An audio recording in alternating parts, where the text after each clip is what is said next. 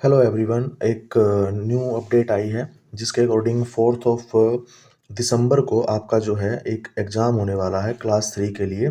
उसका नाम है परख राष्ट्रीय सर्वेक्षण 2024। तो इसके लिए एक सैम्पल पेपर रिलीज़ किया गया है जिसको हम सोल्व करने वाले हैं।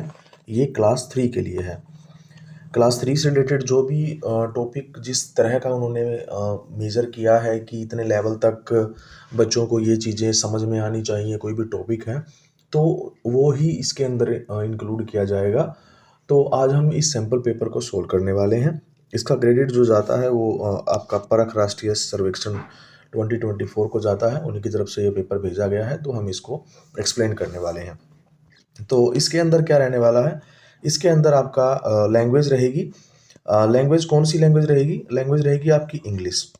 इंग्लिश लैंग्वेज रहेगी, साथ में आपका मैथ रहेगा और एक आपका रहेगा जनरल नॉलेज से रिलेटेड क्वेश्चन रहेंगे। जैसे हम ईवीएस कह सकते हैं कि ईवीएस रिलेटेड कुछ क्वेश्चंस रहेंगे, या कुछ जनरल फैक्ट्स हैं जैसे कलर के बारे में रहेगा कि वाइट प्लस ब्लैक और वाइट कलर को मिक्स करने पे क्या बनता है। तो कुछ कॉमन जो पॉइंट रहेंगे वो हम इसमें डिस्कस करेंगे, जिसको सिंपल में कहते हैं TWAU। यानी कि हमारी जो ईवीएस की जो बुक है, जिसको पहले हम ईवीएस कहते थे, उसका नाम अब हो गया है द वर्ल्ड अराउंड अस। तो उसकी शॉर्ट फॉर्म में द वर्ल्ड अराउंड अस। ठीक है, तो वहां से क्या किया गया है, द से टी को ले लिया है, डब्लू से वर्ल्ड से डब्लू को ले लिया और अराउंड से ए को ले लिया और अस से यू को ले लिया। तो यहाँ पे ये बन गया टवाऊ एक तरह से। तो इसको कंफ्यूज नहीं होना है, ये ईवीएस का ही नाम है। ठीक है, तो ऐसे हमें सोचना कि ये कौन सा सब्जेक्ट आ गया, तो ईवीएस का ही पार्ट है। ठीक है, चलिए स्टार्ट करते हैं। तो सबसे पहले लैंग्वेज के बारे में देखो बेटा। सबसे पहले ना क्वेश्चन को पढ़ो अच्छे से, स्टेटमेंट को अच्छे से पढ़ो, क्या दिया हुआ है, क्या गिवन है और क्या पूछा जा रहा है, वो हमें डिस्कस करना है। तो ये एक पोस्टर दिया हुआ है, इस पोस्टर को सबसे पहले हम रीड करेंगे और उसके बाद इसमें 5 क्वेश्चंस हैं, हम उनके आंसर देंगे। ठीक है। Summer is one of the 4 major seasons in India. Means summer यानी कि गर्मी क्या है, one of the 4 major season in India, यानी कि वो बता रहा है। ये स्टेटमेंट है। कैसे पता चला स्टेटमेंट है? क्योंकि देखो लास्ट में फुल स्टॉप लगा हुआ है। लास्ट में जब अगर किसी सेंटेंस के लास्ट में ये डॉट लगा होता है, ये वाला फुल स्टॉप, तो वो क्या है, वो एक स्टेटमेंट है। ठीक है। अगर ये लगा होता है तो क्या है, वो क्वेश्चन है। ठीक है, तो क्वेश्चन है, उसको अलग तरीके से ट्रीट करेंगे और स्टेटमेंट को अलग तरीके से ट्रीट करेंगे। तो ये चीज़ें इसमें बताई गई हैं कि 4 मेजर सीजन इन इंडिया। तो इंडिया में कितने सीजन है? 4 सीजन है और समर जो है उनमें से एक है। ठीक है, तो आगे वो कहता है it usually starts in March and ends in June. यानी कि स्टार्ट कब होता है? स्टार्ट होता है मार्च में और खत्म हो जाता है जून में। यानी कि जो गर्मियां है, हमारी समर का सीजन है, वो मार्च से चलता है जून तक। यानी कि मार्च, अप्रैल, मई और जून, यानी कि 4 मंथ्स का ये सीजन रहता है। ठीक है, तो जो इसमें लिखा मैं वही बोल रहा हूँ बस, और बाकी कुछ नहीं सोचना है आपको, अपने दिमाग से कुछ नहीं सोचना है। पहले पहले इसको पढ़िए, इसमें क्या लिखा है, उसके अकॉर्डिंग ही हमको आंसर देना है। ठीक है, अब आगे कहता है during summer it gets really hot. कि वो कहता है कि गर्मी के सीजन में बहुत ज़्यादा गर्मी हो जाती है। तो अब हमें वो कहता है क्या करना चाहिए। वो कहता है यू शुड, हमें क्या करना चाहिए, अब वो बातें बता रहा है। तो पढ़ेंगे इसको, क्या क्या करना चाहिए। टेक बाथ्स ऑफन, यानी कि हमें नहाना चाहिए। Wear clothes made of cotton, cotton से बने हुए, यानी कि सूती कपड़े हमें पहनने चाहिए। ठीक है, हिंदी में सूती कहते हैं कॉटन को। Wear light coloured cloth, light colour का मतलब होता है कि हल्के कलर, जैसे हमारा वाइट कलर हो गया, है ना। वाइट कलर के कपड़े अगर आप पहनेंगे गर्मी में तो क्या रहेगा, आपको थोड़ी सी कूलनेस मिलेगी, आपको ठंड लगेगी, मतलब हल्का ठंडा रहेगा, बॉडी से स्वेटिंग यानी पसीना नहीं आएगा। बट अगर आप ब्लैक ब्लैक शर्ट या ब्लैक पैंट पहन लेंगे तो उससे क्या होगा कि उससे आपको गर्मी लगेगी। बेटा उसके पीछे एक रीज़न होता है। इसके पीछे क्या कारण होता है कि जो हमारा सन है ना, सन क्या करता है हमारा, सन हमारा क्या करता है, 7 टाइप्स ऑफ कलर को भेजता है एक तरह से। यानी कि एक तरह से कहें कि हम जैसे कलर होते हैं, वो कलर भेजता है। और मान लो यहाँ पे कोई है, तो उसमें क्या है कि अगर वो सारे कलर हमारे पास, यानी कि हमारी अर्थ पे भेज रहा है, तो होगा क्या कि जो ब्लैक कलर है, black colour is the combination of all colour. सारे कलर को मिक्स कर देंगे तो क्या बन जाता है, ब्लैक कलर बन जाता है। तो जब सन से रेज आती हैं, सन रेज आती हैं, तो वो क्या करती हैं, अगर आपने ब्लैक कपड़े पहने हुए हैं तो वो क्या करेगा, सारे के सारे जो रेज हैं उनको क्या कर लेगा, एब्जॉर्ब कर लेगा सारे कलर को, पूरी की पूरी लाइट को। लेकिन अगर हम बात करें वाइट को, अगर हम बात करें वाइट कपड़े पहने हुए तो क्या होगा, वाइट कपड़े क्या होगा, तो वो क्या करेगा, रिफ्लेक्ट कर देगा हमारी जो सनलाइट आई है उसको, यानी कि वापस भेज देगा। तो जैसे ही सनलाइट इससे हमारी बॉडी से टकराएगी, हमने पहने होंगे वाइट कपड़े, तो वो क्या हो जाएगा, वापस भेज देगा। तो हमें क्या लगेगी, हमें हीट नहीं महसूस होगी, गर्मी महसूस नहीं होगी। ठीक है, इसलिए गर्मियों में क्या कहते हैं कि हमें डार्क कपड़े नहीं पहने चाहिए, जिसका कलर डार्क हो, जैसे ब्लैक हो गया, है ना, तो वो कपड़े हमें नहीं पहनने चाहिए। हमें पहनने चाहिए वाइट कपड़े या लाइट जिनका कलर होता है, हल्का कलर जिनका होता है। ठीक है, stay inside when it is hot, वो कहता है कि घर के अंदर रहिए जब क्या हो, बहुत ज़्यादा गर्मी हो। ड्रिंक्स लॉट ऑफ वाटर, अब लॉट ऑफ वाटर कह रहा है पीने के लिए, क्यों कह रहा है, क्योंकि भाई पानी जो हमें क्या होता है, गर्मी में स्वेटिंग आती है, पसीना आता है बार बार, तो इससे क्या होता है कि बॉडी, पानी, हमारी बॉडी का जो पानी है उसको रिलीज कर रही है बार बार। तो अगर पानी अगर कम हो गया बॉडी में तो फिर हम बीमार हो सकते हैं, है ना। आगे है enjoy fresh fruits and vegetable, fresh fruit खाने चाहिए और वेजिटेबल यानी सब्जियां खानी चाहिए। Stop and rest if you get warm, अगर गर्मी लग रही है तो हमें क्या करना चाहिए, रुक जाना चाहिए और रेस्ट करना चाहिए। ठीक है, हैव अ ग्रेट समर, तो समर का आनंद लीजिए। अब इन्हीं सारे पॉइंट के बेस पे हम क्वेश्चन को पढ़ेंगे। देखो मैंने सारी बातें बता दी हैं, अब आप उस क्वेश्चन को पढ़ेंगे ना, पढ़ते ही आपको पता चल जाएगा कि इसका आंसर क्या है। चलो सबसे पहले पहले क्वेश्चन पे आते हैं। How many major seasons does India have, India में कितने सीजन हैं, तो पहले ही लाइन में आंसर दिया हुआ था, ये रहा 4 मेजर सीजन इन इंडिया। तो कितना आंसर हो गया, 4 हो गया। तो क्या करेंगे, ऑप्शन नंबर ये वाला डी पे 4 पे टिक मार्क कर देंगे। ठीक है, पहले क्वेश्चन का answer solve. Next question, according to the poster what time of the year is usually summer, कि कौन से यानी कि समर में कौन किस टाइम पे होता है हमारा समर का सीजन। तो समर का सीजन कब होता है, अब देखो ये जो लिखा हुआ है, ये लिखा हुआ है मार्च, यहाँ पे लिखा है start in March and ends in June, यानी कि मार्च से लेकर जून तक चलता है। तो देखो किस ऑप्शन में लिखा हुआ है मार्च टू जून, तो ये लिखा हुआ है मार्च टू जून, यानी कि ऑप्शन सी में। तो ऑप्शन सी क्या हो जाएगा, इसका राइट आंसर हो जाएगा। ठीक है, अच्छा पोस्टर के बारे में थोड़ा बात कर लेते हैं। पोस्टर क्या होता है, देखो पोस्टर इस तरह से एक बॉक्स की तरह, ये ऐसे बाउंड्री होती है, उसका एक बॉर्डर होता है, उसके अंदर कुछ पॉइंट लिखे जाते हैं। पहले तो कुछ थोड़ा सा इंट्रोडक्शन दिया जाता है, उसके बाद हमें कुछ हिंट दिए जाते हैं, कुछ इंस्ट्रक्शन दिए जाते हैं, उसको पोस्टर कहा जाता है। ठीक है, तो ये पोस्टर है। ओके, इंस्ट्रक्शन यानी कि कुछ बातें हैं जो करनी होती हैं, उनको कहते हैं। ठीक है, अगला है choose one thing you should do in summer, तो भाई समर में आपको इन चारों में से एक चीज को चूज करना है जो आपको समर में करनी चाहिए। तो क्या करनी चाहिए, प्ले आउटसाइड इन द सन, कि आपको धूप में खेलना चाहिए, नहीं नहीं खेलना चाहिए। Drink lot of water, lot of water, हाँ पानी पीना चाहिए क्योंकि स्वेटिंग होती है, तो ये वाला ऑप्शन हम चूज कर लेते हैं, सही हो सकता है। ईट अनहेल्दी फूड, अनहेल्दी का मतलब होता है कि जो खाना खराब है, यानी कि वो खाना चाहिए नहीं, गलत बात है, नहीं खाना चाहिए। अवॉइड टेकिंग बाथ, नहाना नहीं चाहिए, तो ये भी गलत बात है भाई, तो नहाना तो चाहिए हमको। तो ऑप्शन बी क्या है हमारा करेक्ट आंसर हो जाएगा। ठीक है, अब आते हैं क्वेश्चन नंबर 4 पे। Question number 4 says who among the following does a wrong thing during summer. अब बेटा वो बोल रहा है रॉन्ग थिंग, गलत बताना है। इन 4 ऑप्शंस में से there is only one option is wrong, other 3 are correct, जो राइट। अदर 3 क्या है आपके, जो बाकी 3 है वो क्या है, सही है। तो पहला ऑप्शन, अमन ईट्स हेल्दी फूड, अच्छा खाना खाता है, इसका मतलब ये बात तो सही है। Anoop stay at home when it is hot, Anoop जो है वो अपने घर में रहता है जब क्या होती है, गर्मी होती है, तो ये बात भी सही है। Pranav wears cloth made of wool, wool का मतलब होता है ऊन वाले कपड़े, तो भाई ऊन वाले कपड़े तो हम सर्दी में पहनते हैं, अभी जैसे ठंड चल रही है तो स्वेटर वगैरह हो गई, जर्सी वगैरह हो गई, कोट हो गई, तो वूलन क्लॉथ तो हम सर्दियों में पहनते हैं, तो गर्मी में तो नहीं पहनते, क्योंकि बात तो हमारी गर्मी की चली हुई है।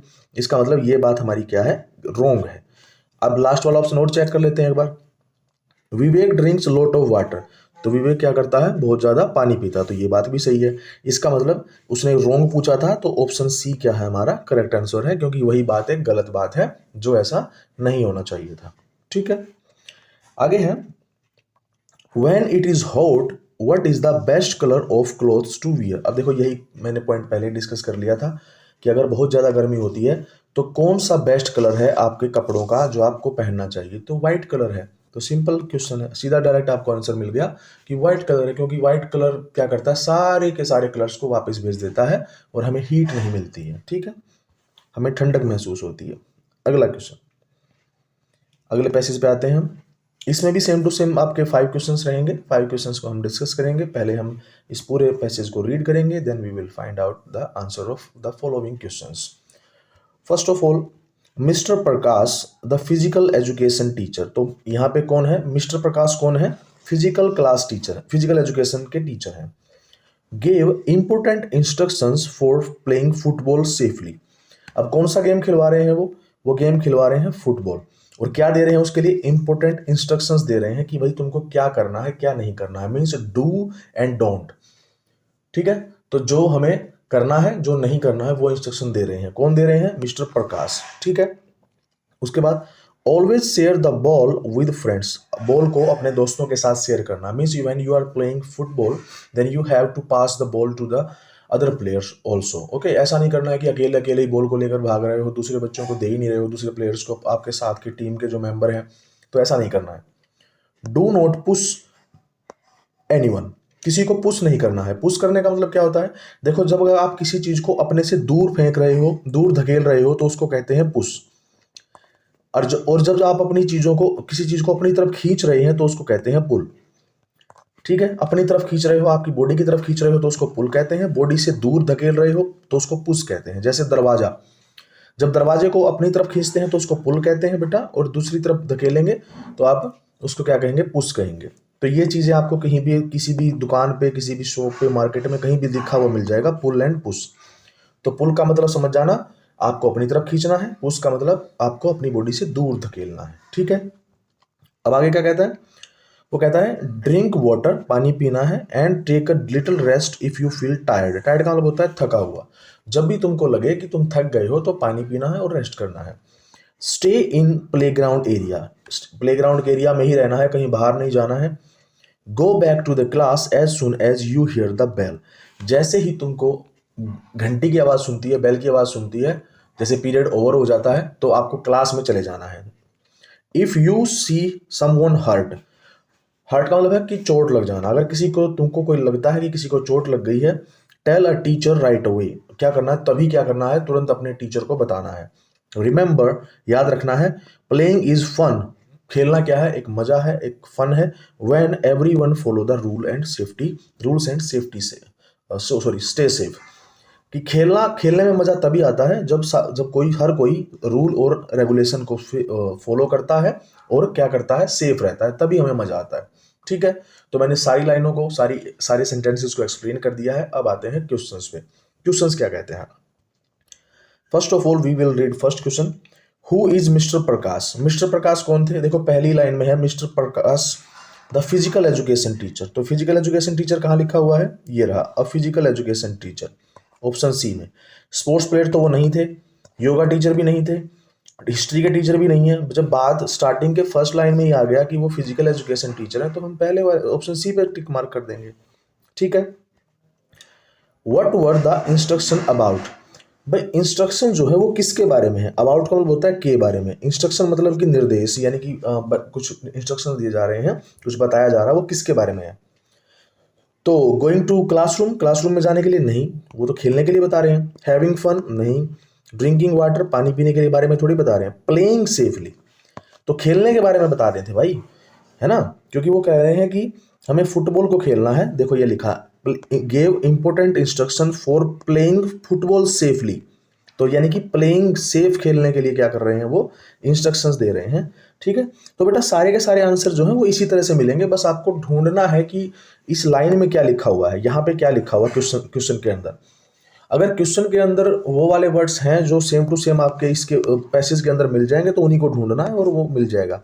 बट ये वाला तरीका तभी यूज करना जब कुछ समझ में ना आए, अदरवाइज आपको क्वेश्चन को पहले समझना है, रीड करना है पहले, फिर उसको समझना है, उसका मीनिंग को ढूंढो, मीनिंग क्या है उसको तब सोल्व करना स्टार्ट करना। ऐसे ही हमें तुक्का नहीं मारना है ना।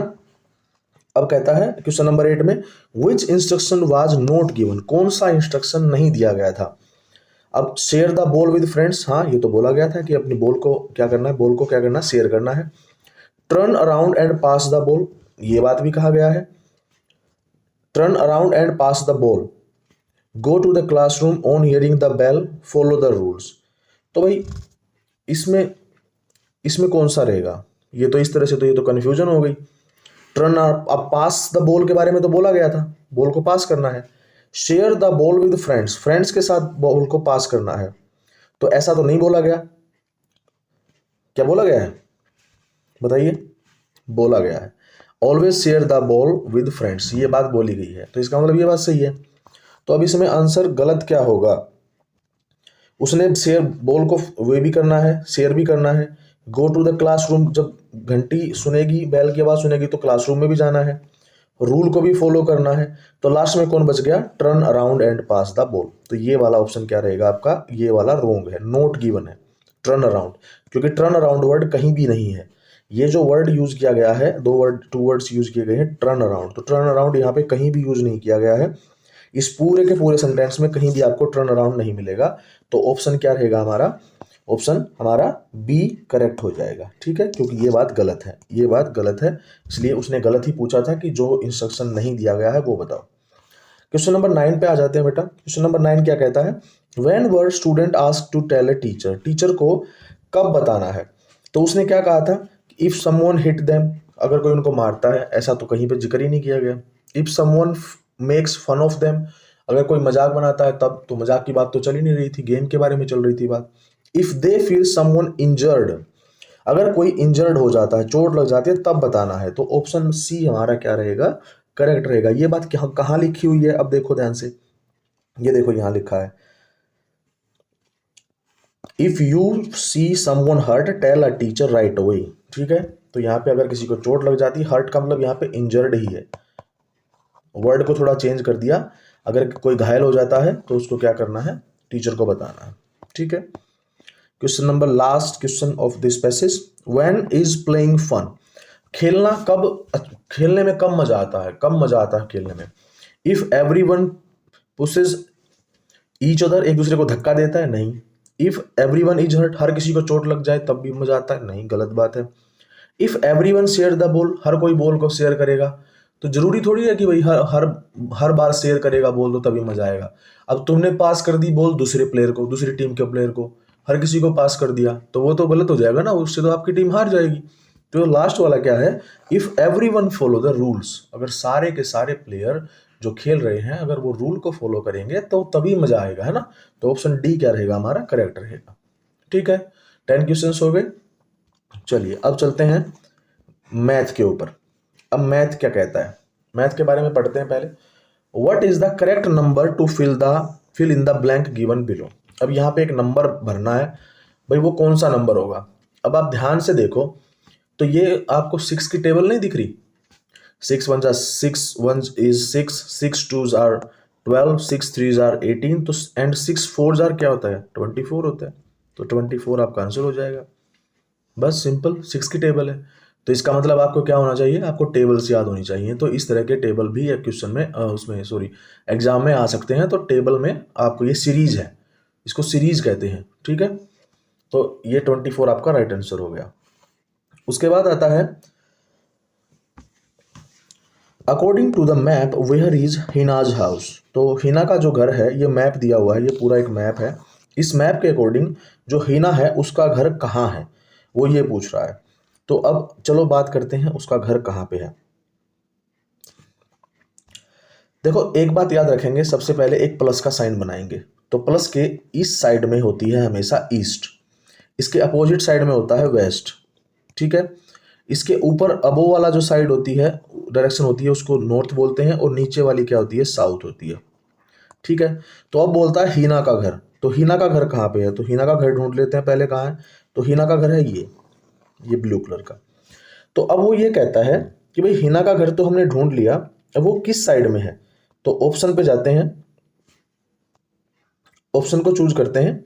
तो ऑप्शन को चूज करते हैं तो पहले कहता है कि west of the hospital, hospital के वेस्ट में है। तो भाई अभी मैंने क्या कहा था, इसे प्लस का साइन बनाया था, यहाँ पे ईस्ट था, इधर वेस्ट था, ऊपर नॉर्थ था, नीचे साउथ था।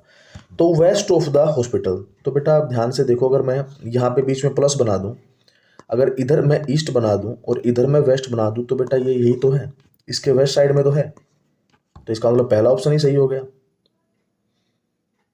ठीक है, ईस्ट ऑफ द मार्केट, तो मार्केट का ईस्ट तो इस साइड बनेगा, मार्केट का ईस्ट तो इस साइड बनेगा, क्योंकि जैसे कि हमने बनाया ये वाला पैटर्न बनाया कि इस साइड में ईस्ट होता है, तो इसका तो ईस्ट यहाँ बनेगा, लेकिन हिना का घर तो यहाँ है, हिना का घर तो यहाँ है, इसका मतलब वो हॉस्पिटल के किस में है, वेस्ट साइड में, तो ऑप्शन पहले वाला ऑप्शन ही ठीक हो जाता है बेटा। ठीक है, अगर कोई डाउट है तो मैं दोबारा बता देता हूँ। ठीक है, चलो दोबारा देख लो एक बार। देखो बेटा, ये जो प्लस है, इस प्लस को ऐसे बनाओ, इधर वाला क्या होता है, इसमें इस साइड होती है ईस्ट, इसके अपोजिट में होता है वेस्ट।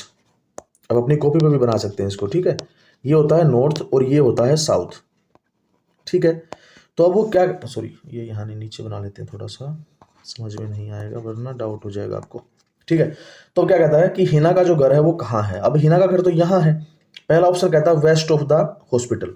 तो बेटा अगर प्लस की बात करें तो बेटा इस साइड, तो देखो अगर जिस भी चीज़ का बारे में पूछे, अगर मार्केट के साथ कंपैरिजन करता है तो इसके साथ भी कहाँ है वो, अगर यहाँ प्लस बनाएंगे तो ये कहाँ है, अगर ऑप्शन की बात करें तो ये इसी साइड में तो है, वेस्ट में ही तो है, वेस्ट में ही है। बट एक्चुअल में हम डायरेक्शन के बारे में थोड़ा सा और डिस्कस करेंगे बाद में कि वो कौन सा होगा, एक छोटी सी वीडियो और बना देंगे साथ में, डायरेक्शन के बारे में ऐसे समझा दूंगा मैं कि वो क्या क्या है। अभी फिलहाल हम नॉर्मल इस क्वेश्चन के से रिलेटेड ही बात कर रहे हैं।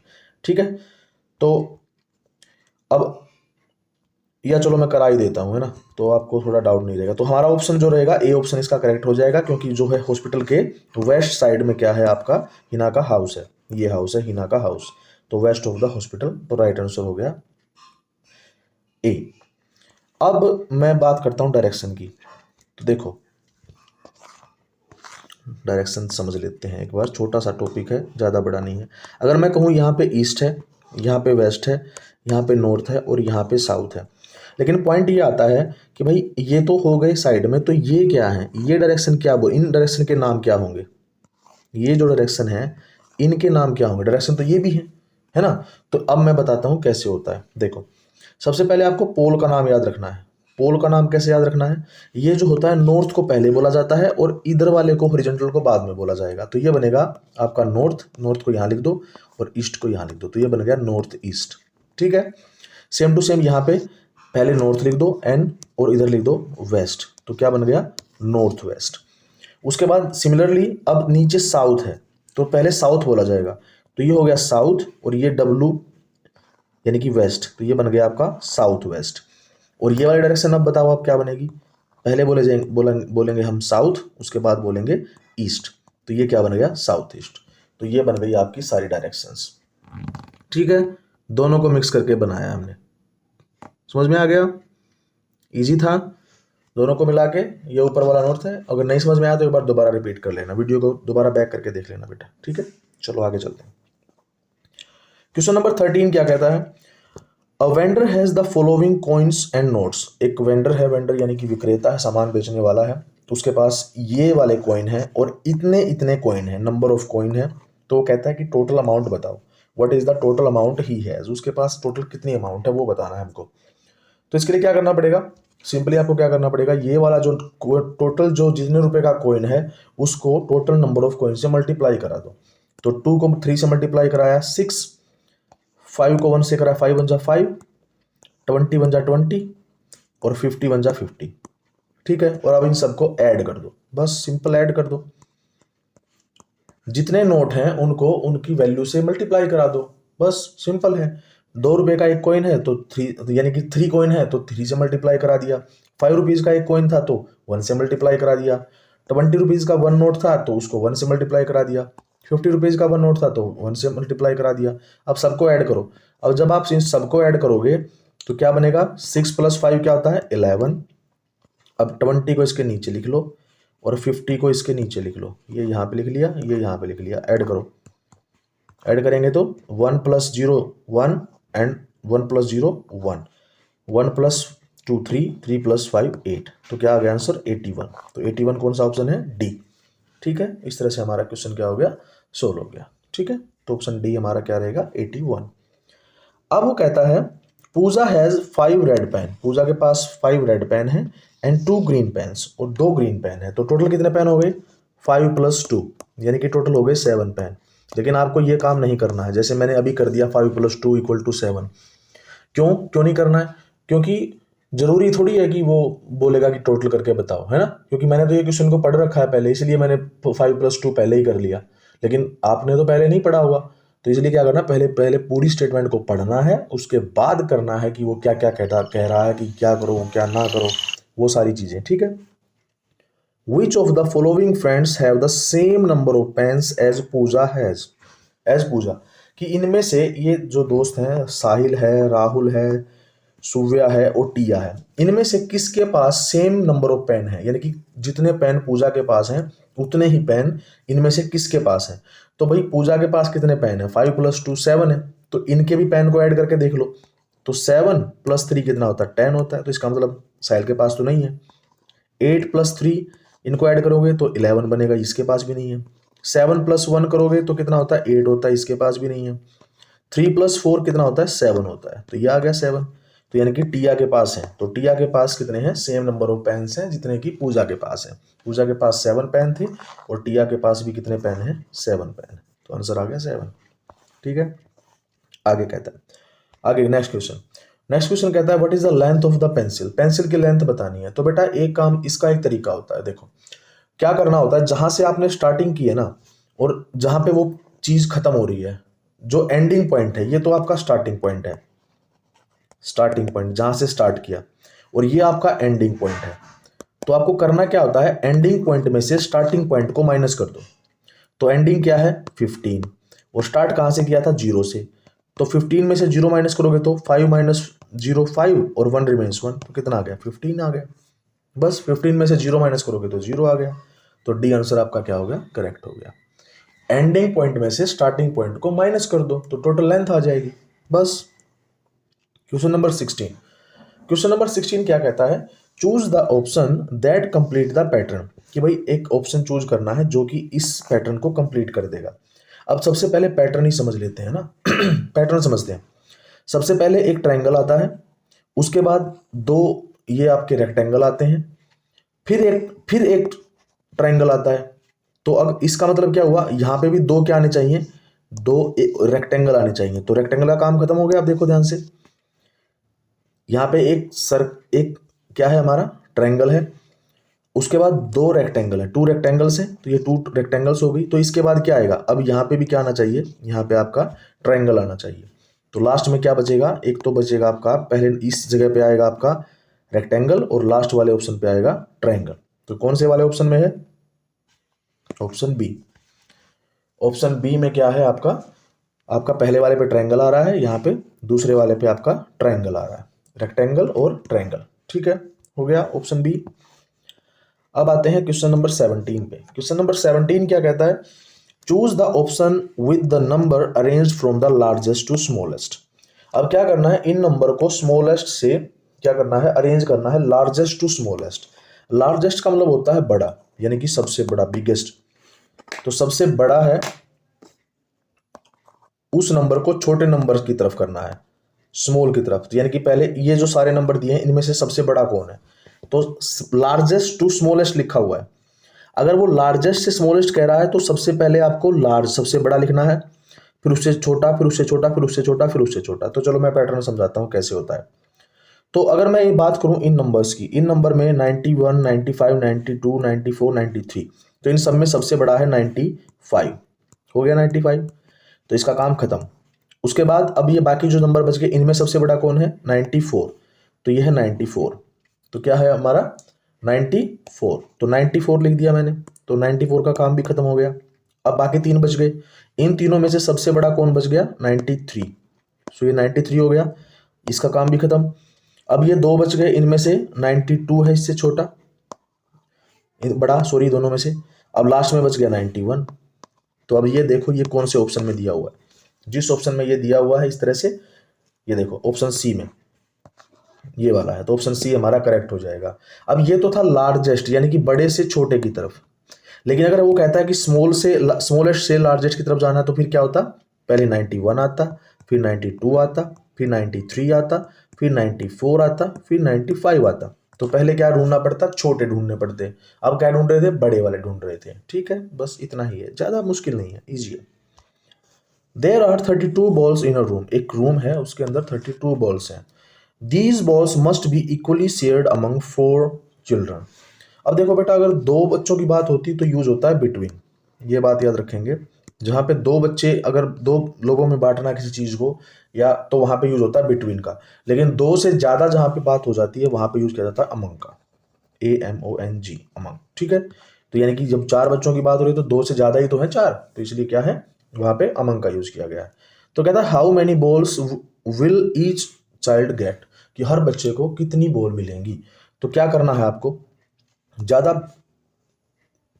कुछ नहीं सोचना है, टोटल जितनी बॉल दी गई हैं उनको टोटल बच्चों से डिवाइड कर दो। तो टोटल बच्चे कितने, 4 हैं, तो बेटा 4 8 जा क्या होता है, 32 होता है। माइनस कर दो, 32 माइनस 32 जीरो, तो आंसर क्या आ गया, 8 आ गया।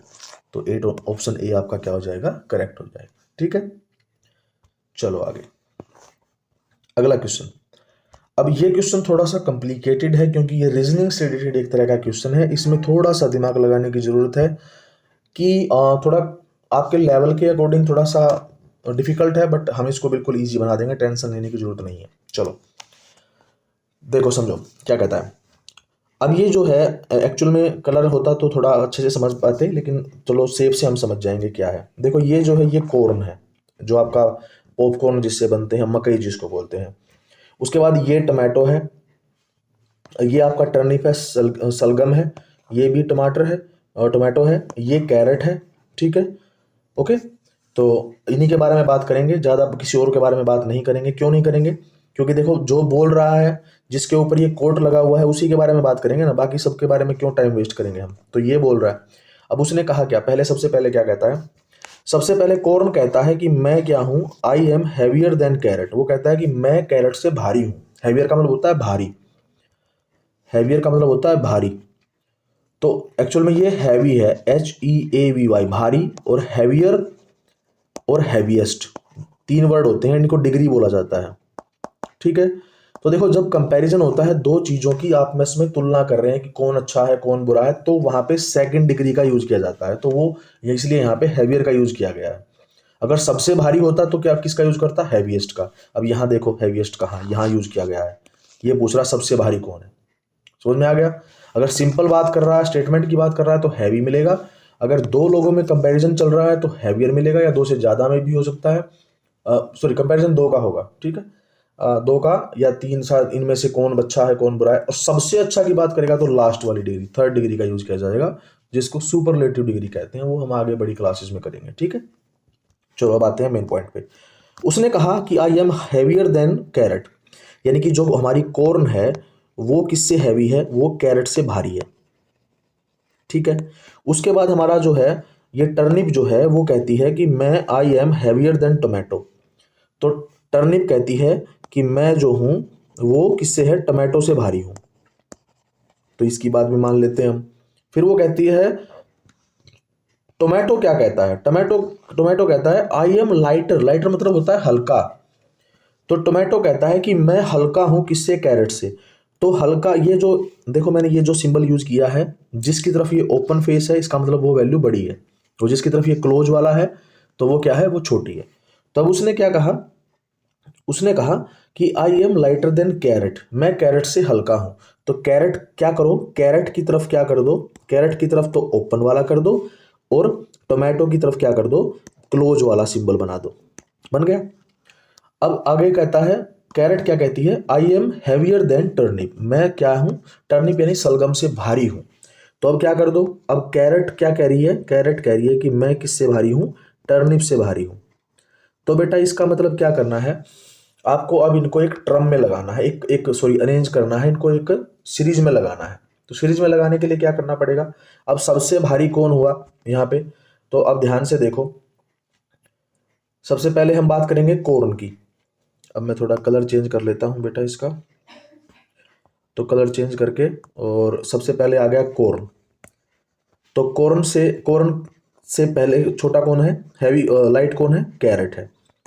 अब वो कहता है टर्निप जो है वो टमाटो से बड़ी है, लेकिन जो हमारा टर्निप है वो कैरेट से भारी है, सॉरी हल्का है। तो यहाँ पे देखो कि टर्निप जो है वो हल्का है, तो कैरेट यहाँ पे आया हुआ है, कैरेट यहाँ पे आया हुआ है, तो इसको उठा के यहाँ रख दो, तो इसके ये ग्रेटर देन का साइन और ये टर्निप हो गया टर्निप। अब लास्ट में वो क्या कहता है, टर्निप जो है वो टमाटो से बड़ा है, हैवी है, तो इसका मतलब टर्निप क्या है, टमाटो से भी भारी है। तो बेटा ये बन गई सीरीज हमारी। तो यानी कि कॉर्न सबसे भारी है और सबसे हल्का कौन है, टोमेटो है। तो आंसर में क्वेश्चन में क्या पूछा था, which vegetable is the heaviest, सबसे हैवी कौन है, तो बेटा सबसे हैवी कॉर्न है, और सबसे जो हल्का है लाइट है वो कौन है, टोमेटो है। ठीक है, इस तरह से क्या करेंगे हम, ये हम क्वेश्चन सोल्व करेंगे। ठीक है, तो इसका आंसर क्या रहेगा हमारा, कॉर्न रहेगा, डी। अब आगे कहता है which of the clocks shows 7 o'clock, कौन सी घड़ी जो है वो 7 को बता रही है। तो बेटा सिंपल सी बात है, जिस घड़ी की सबसे छोटे वाला हैंड, शॉर्ट हैंड जो है, यानी कि हैंड यानी कि ये सुइयां इनको कहते हैं, इसमें 3 हैंड्स होते हैं। एक होता है आवर वाला हैंड, घंटे वाली सुई, हैंड ही स्पेलिंग यही होती है हैंड। एक होता है मिनट्स वाला और एक होता है सेकंड्स वाला, 3 हैंड्स होते हैं इसके अंदर। तो अब वो देखो क्या कहता है, वो कहता है कि कौन सी घड़ी में 7 बजे हुए हैं, 7 o'clock है। तो बेटा सबसे छोटे वाली घड़ी जिसके, सबसे छोटे वाली सुई जिसकी तरफ, जो अगर 7 की तरफ है, वही हमारा राइट आंसर हो जाएगा। तो देखो ये इसमें सिर्फ, इसमें इन सारी घड़ियों में ना सिर्फ 2 ही हैंड दिए हुए हैं, सेकंड वाली नहीं दी हुई है। तो हम क्या करेंगे, हम मिनट वाली और आवर वाली से ही निकाल लेंगे। तो देखो बेटा ये 7 के सामने एक ही है, ये तो 8 के सामने है, ये 4 के सामने है, तो ये 2 के सामने, तो ये भी रॉन्ग है, ये भी रॉन्ग है, ये भी रॉन्ग है। तो ऑप्शन ए ही हमारा क्या हो जाएगा, करेक्ट हो जाएगा। और ए कहाँ लिखा है, देखो ये लिखा हुआ है ए। ठीक है, तो आंसर ए इज करेक्ट। अब आता है हमारा ईवीएस। ईवीएस के कुछ क्वेश्चंस हम ट्राई करेंगे, अब ध्यान से सुनिएगा, हम पढ़ते चलेंगे। Choose the odd one out. Odd one का मतलब होता है यहाँ पे ओड इवन, देखो हमने मैथ में पढ़ा था, ओड नंबर होते हैं और एक होता है इवन नंबर। ओड कौन से होते हैं, 1, 3, 5, 7, ये तो होते हैं ओड नंबर। इवन 2 से स्टार्ट होते हैं, 2, 4, 6, 8, यानी कि एक एक छोड़ के। देखो 2 लिखा लेकिन 3 नहीं लिखा, तो क्योंकि 3 तो ओड है हमारा। लेकिन हम बात करने बेटा ईवीएस की, तो यहाँ, लेकिन यहाँ पे ये तो मैथ की बात थी, ये मैथ है, लेकिन ये है ईवीएस, यानी कि द वर्ल्ड अराउंड अस। तो अब इसमें क्या करना है, इसमें ओड का मतलब है कि अलग, डिफरेंट बताना है, इसमें से क्या डिफरेंट है, इन चारों में से क्या डिफरेंट है। तो ध्यान से देखो, ये बनाना है, ये एप्पल है, ये ऑरेंज है और ये स्पिनच। स्पिनच, ये पालक, पालक है, पालक की तो सब्जी बनती है। तो इसका मतलब क्या है, ये तीनों तो क्या है, फ्रूट है, लेकिन ये वाला क्या है, ये तो सब्जी है। तो डिफरेंट तो यही हो गया, ओड तो यही हुई ना, क्योंकि ओड अगर ये हुई तो इसका मतलब क्या है, यही ऑप्शन डी हमारा क्या हो जाएगा, करेक्ट हो जाएगा, क्योंकि ये तो वेजिटेबल है, वेजिटेबल तो अलग होगी फ्रूट से। ठीक है बेटा, चलो आगे चलते हैं। अगला question, a student notices that whenever they water there plants regularly. एक स्टूडेंट है वो नोटिस करता है कि जब भी वो पानी देता है पौधों में रेगुलरली, रेगुलरली का मतलब होता है नियमित रूप से, डेली मतलब जैसे भी है, 2 दिन में, 3 दिन में, या फिर डेली पानी दे रहा है या 4 दिन में दे रहा है, तो रेगुलरली है, बीच में मिस नहीं करता कोई भी day. The leaves appear healthier compare to the plants, यानी कि जो पत्ते हैं, लीव्स जो हैं, अपीयर मतलब दिखाई देते हैं, हेल्दियर मतलब हेल्दी यानी कि अच्छे, स्वस्थ, कंपेयर टू द प्लांट्स, उन प्लांट्स के कंपैरिजन में, दैट रिसीव इरेगुलर वाटरिंग, जिसमें पानी प्रॉपर तरीके से नहीं दिया जाता है। यानी कि सिंपल सी बात है बेटा कि अगर आप डेली पेड़ों में, प्लांट में पानी दे रहे हैं, और जिसमें पानी रेगुलरली दे रहे हैं तो वो अच्छा रहेगा, उसके जो जल्दी ग्रो करेगा, और जिसमें पानी नहीं मिलेगा वो सूख जाएगा, ड्राई हो जाएगा। तो सिंपल सी बात है। तो क्वेश्चन क्या कहता है, अब यहाँ पे क्वेश्चन क्या बनाया उसने, तो क्वेश्चन बनाया है what do you understand from this. तो इस चीज से आपको क्या समझ में आया भाई, इस चीज से जो हमने पढ़ा कि पानी हम दे रहे हैं रेगुलरली या नहीं दे रहे हैं, तो उससे क्या समझ में आता है। Water helps to remove insect, कि भाई जो इंसेक्ट होता है, कीड़े मकोड़े, जो छोटे छोटे ये कीट्स होते हैं, जो छोटे छोटे कीड़े मकोड़े होते हैं, चींटियां होती हैं, टर्माइट होते हैं, माइट होते हैं, तो उससे पानी देने से वो भाग जाते हैं, नहीं, ऐसा तो नहीं है। वाटर प्रोवाइड मोर सनलाइट, तो पानी से सनलाइट थोड़ी मिलेगी, सनलाइट तो सन से मिलेगी, तो ये बात भी रॉन्ग है। Water washes away the soil, पानी क्या करता है, सोइल को साफ कर देता है। तो नहीं, ऐसी तो कोई बात ही नहीं है। पानी को क्यों सोइल का वो क्यों करेगा, वो वॉश क्यों करेगा, धोएगा क्यों। Water helps to absorb nutrient from the soil. तो बेटा पानी के अंदर, पानी जब उसमें दिया जाता है सोइल में, पौधे में पानी दिया जाता है तो वो मिक्स हो जाता है सोइल के साथ। तो सोइल के साथ जब वो मिक्स हो जाएगा, जैसे ये हमारा क्या है, एक छोटा सा प्लांट है और ये यहाँ पे क्या है, सोइल है। तो जब ये सोइल में पानी हम डालेंगे, मान लेते हैं यहाँ पे पानी डालेंगे, तो ये नीचे क्या है, सोइल है। तो इस सोइल से क्या होगा, ये पानी मिक्स हो जाएगा सोइल में, और सोइल के अंदर जो भी मिनरल्स हैं वो सारे क्या हो जाएंगे, मिक्स हो जाएंगे वाटर के साथ। और वाटर के साथ मिक्सअप होने के बाद क्या करेगा प्लांट, अपने अंदर उसको क्या करेगा, अपने टिश्यूज की हेल्प से अपने अंदर अपना फूड बनाने के लिए एब्जॉर्ब कर लेगा। तो बेटा ऑप्शन डी हमारा क्या हो जाएगा, करेक्ट हो जाएगा। ठीक है, चलो नेक्स्ट क्वेश्चन। नेक्स्ट क्वेश्चन है the shell of the tortoise has a unique shape. देखो सेल क्या होता है, ये जो हमारा टोर्टोइस है, कछुआ है, इसके ऊपर का जो सेल होता है, इसका बैक पे जो सेल होता है, कवच होता है, उसको बोलते हैं सेल बोलते हैं। यूनिक शेप, उसकी एक यूनिक शेप है, यूनिक मतलब अकेली अलग तरीके की शेप होती है। Which of the following shape looks most like a tortoise shell, कि किसकी शेप जो है कछुए के सेल की तरह दिखती है। पहली बात, पहला ऑप्शन स्क्वायर। तो बेटा स्क्वायर तो वो होता है जिसकी आमने सामने की जो साइड्स हैं वो इक्वल होती है, यानी कि सॉरी सारी साइड्स इक्वल होती हैं। अगर ये 8 है तो ये भी 8 रहेगी, ये भी 8 रहेगी, ये भी 8 रहेगी। तो ऐसा तो नहीं दिखता है। दूसरा ट्राइंगल, तो बेटा ट्राइंगल तो ऐसे होता है, ये भी नहीं दिखता। सर्कल, सर्कल तो बिल्कुल ऐसे राउंड होता है और बीच में सेंटर होता है, तो ये भी नहीं दिखता है। लास्ट का ऑप्शन बच गया बेटा डी, ओवल। ओवल यानी कि अंडे के आकार का, तो इसी तरह से तो दिख रहा है, अंडा ऐसा ही तो होता है। तो हमारा ऑप्शन क्या हो गया, डी हमारा सही हो गया। ठीक है, उल्टा कर दो इसको, अंडे को, इसको उल्टा कर दो, या ऐसे ऐसे बना सकते हैं। अंडा इस तरह से होता है, तो इसको उल्टा करके इस कछुए को उल्टा कर देंगे तो ऐसा ही कुछ दिखाई देगा। ठीक है, तो हमारा आंसर क्या हो गया, डी हो गया। आगे कहता है which of the given object does not have any corner. Corner किस में नहीं है, इन चारों में से किसके अंदर कॉर्नर नहीं है। Does not have corner. अब बेटा कॉर्नर क्या होता है, सबसे पहले ये पता करो कि कॉर्नर होता क्या है। कॉर्नर होता है बेटा जहां पे दो लाइनें आकर मिलती हैं, दो लाइनें आपस में आकर जहां पे मिलेंगी उसको कहते हैं कॉर्नर। जैसे ये दो लाइनें हैं, ये हो गई लाइन 1, ये हो गई लाइन 2, या वहां कहीं पे 3 लाइनें भी आकर मिल सकती हैं। कैसे, अब देखो मैं दिखाता हूं 3 लाइनें कहां पे आकर मिली हुई हैं। एक ये हो गई बुक में देखो 1, एक इधर से आई 2, एक नीचे से आई 3। तो जहां पे 2 या 2 से ज्यादा लाइनें आकर मिलती हैं उसको कहते हैं कॉर्नर। ठीक है, समझ में आ गया। अब देखो इसके अंदर भी एक लाइन यहाँ पे आ रही है, एक यहाँ पे आ रही है, एक यहाँ पे, तो इसके अंदर भी कॉर्नर है। सेम टू सेम इसके अंदर एक लाइन ऊपर से आ रही है, एक इधर से आ रही है, एक इधर से आ रही है, इसके अंदर भी है कॉर्नर। लेकिन इसमें तो बेटा लाइन है ही नहीं कहीं, सीधी लाइन तो स्ट्रेट लाइन तो है ही नहीं कहीं, ये तो राउंड है, पूरा पूरी राउंड है, बिल्कुल देखो बिल्कुल राउंड है। तो इसका मतलब ऑप्शन बी हमारा क्या हो जाएगा, करेक्ट हो जाएगा। ठीक है, अच्छा कॉर्नर को एंगल भी कहते हैं, एक बात और याद रखेंगे, कॉर्नर को एंगल भी कहा जाता है। जैसे ऐसे बना के मैंने ऐसे बना दिया तो यहाँ पे ये एंगल बन गया। ठीक है, चलो आगे। What does the given symbol represent, कि जो ये सिंबल दिया गया है वो क्या रिप्रेजेंट कर रहा है, रिप्रेजेंट का मतलब क्या बता रहा है हमें। तो देखो एक्चुअल में ये क्या है, ये रोड पे लिखे, रोड पे मिलेंगे आपको इस तरह के सिंबल। तो आपने देखा होगा कि जब आप कहीं पे रेड लाइट होती है, यानी कि आपने लाल बत्ती देखी होगी जो ग्रीन रेड और येलो कलर की होती हैं, तो आपने देखा होगा, तो वहाँ पे इस तरह का सिंबल मिलते हैं। तो एक्चुअल में ये क्या होता है, इसको बोलते हैं एयर सर्कुलेशन। पहला ऑप्शन कहता है एयर सर्कुलेशन, नहीं भाई एयर थोड़ी दिखा रहा है वो, जेब्रा क्रॉसिंग, हाँ उसको जेब्रा क्रॉसिंग बोलते हैं। क्यों बोलते हैं उसका रीजन है। अब ध्यान से देखो, जेब्रा आपने देखा होगा, जिसको आप पढ़ते हो जेड फॉर जेब्रा। चलो मैं आपको जेब्रा दिखाता हूं। अब ये देखो जेब्रा है, तो जेब्रा में आपने देखा होगा कि इसी तरह से देखो ब्लैक व्हाइट इस तरह से लाइनिंग बनी हुई है।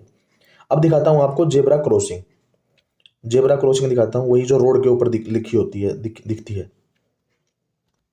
अब ये देखो ये सेम है। तो ये जो जेब्रा क्रॉसिंग जो होती है वो क्या होती है कि जो पैदल चल रहे लोग होते हैं उनके लिए होती है।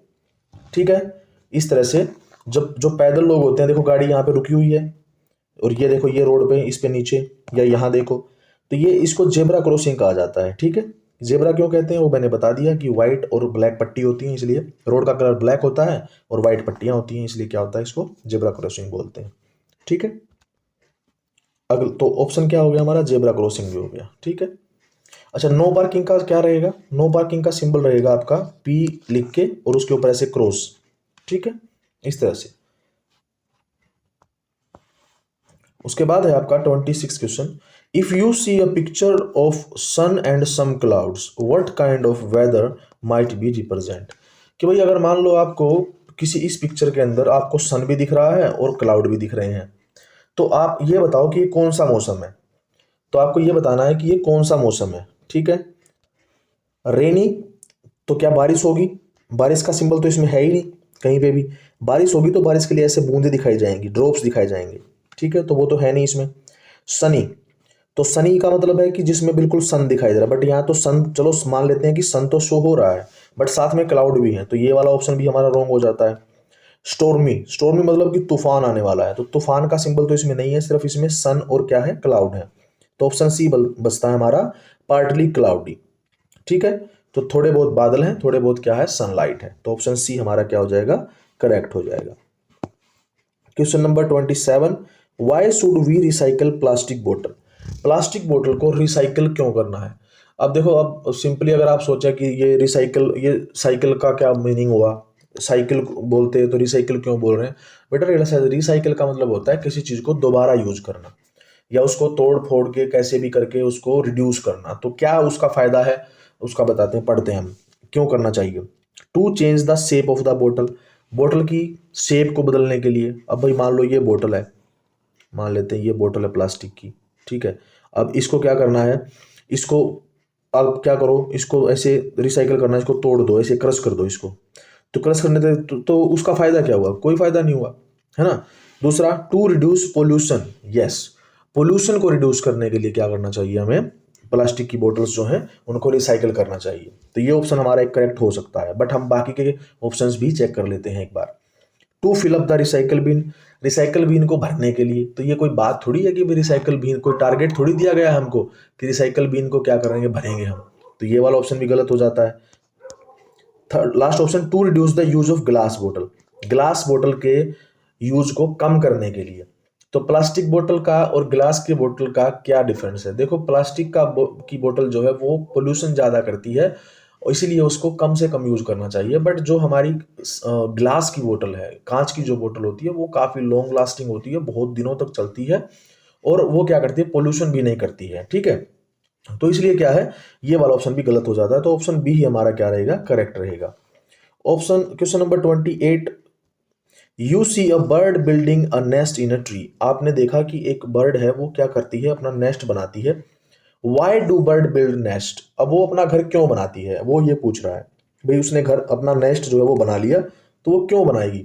तो भाई कोई भी आदमी है, जैसे हम अपना घर बनाते हैं तो हम क्या करते हैं, हम हम रहने के लिए, अपने आप को सेफ रखने के लिए। अब सेफ किससे रखेंगे, तो सेफ रखेंगे जैसे बारिश से, गर्मी से, सर्दी से, या मान लो कुछ भी है, रोड पे कोई रहेगा तो कोई गाड़ी वाला एक्सीडेंट कर देगा या कुछ हो जाएगा, तो इसीलिए क्या करते हैं, घर बनाते हैं। अपने आप को सेफ रखने के लिए घर बनाते हैं, अपने बच्चों को सेफ रखने के लिए घर बनाते हैं। तो जैसे आपके मम्मी पापा ने आपके लिए घर बनाया है। ठीक है, तो अब पहला क्वेश्चन कहता है to play with other birds, तो भाई दूसरे बर्ड्स को खेलने के लिए घर कौन बनाता है ना। तो ये सेकंड चीजें हैं बेटा, सेकेंडरी है, खेलने के लिए आ सकते हैं हमारे घर में, वो अच्छी बात है, बट स्पेशल घर खेलने के लिए थोड़ी बनाते हैं। To keep their eggs safe, तो भाई अपने बच्चों, अपने एग्स को सेफ रखने के लिए। तो वही बात है बेटा, हम अपना घर बनाते हैं अपने बच्चों के लिए, सेफ, उनको सेफ करने के लिए। तो बर्ड्स किस लिए बनाएंगे, अपने एग्स को सेफ करने के लिए। तो ऑप्शन बी हमारा करेक्ट हो जाता है अभी तक के लिए, लेकिन हम अगले दो ऑप्शंस को और चेक कर लेते हैं। To help trees grow, tree को बढ़ने के लिए। तो भाई बेटा ये नेस्ट बनने से ट्री ग्रो थोड़ी हो जाएगा, तो ये तो ऑप्शन हमारा वैसे ही गलत हो गया। टू डेकोरेट ट्रीज, ट्री को डेकोरेट करने के लिए, ट्री को डेकोरेट कर रहे हैं, डेकोरेट कर यानी सजा थोड़ी रहे हैं। नेस्ट बनाने से सजेगा थोड़ी। हाँ ठीक है, अच्छी बात है, अगर नेस्ट अच्छे से बना हुआ है तो अच्छा लगेगा, बट स्पेशली इस काम के लिए नहीं बनाते हैं, है ना। तो किस लिए करते हैं, to keep their egg safe. तो ऑप्शन बी हमारा क्या रहेगा, करेक्ट रहेगा। Question number 29 is here, which two colours should you mix to make grey. अब आपको वो कह रहा है कि ग्रे कलर आपको बनाना है, तो कौन से दो कलर को आप मिक्स करेंगे? तो सबसे पहला ऑप्शन आता है आपका पर्पल एंड ऑरेंज। तो पर्पल और ऑरेंज कलर को जब आप मिक्स करते हैं तो आपका बनता है ब्राउन कलर, ठीक है।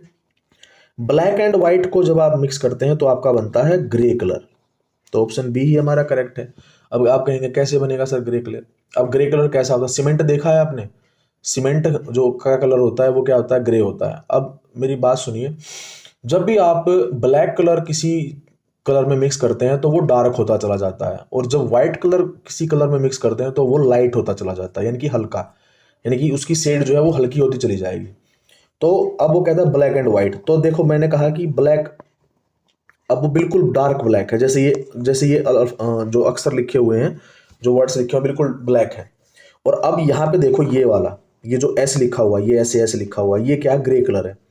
तो ये कैसे बना है?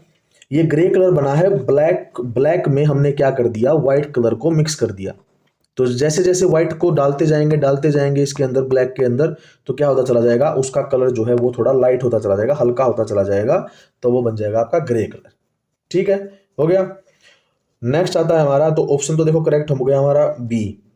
ऑप्शन तो बी ही है इसका राइट आंसर, तो बी ही है। बट हम पर्पल और ऑरेंज से बनता है ब्राउन, मैं बता देता हूं। रेड एंड ब्लू से बनता है आपका पर्पल,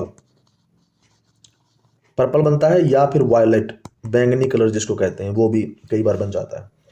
दूसरा yellow and white, yellow and white मैंने क्या कहा था कि किसी कलर में व्हाइट कलर मिक्स करेंगे तो वो लाइट हो जाता है, तो लाइट हो जाता है तो क्या करोगे, लाइट येलो।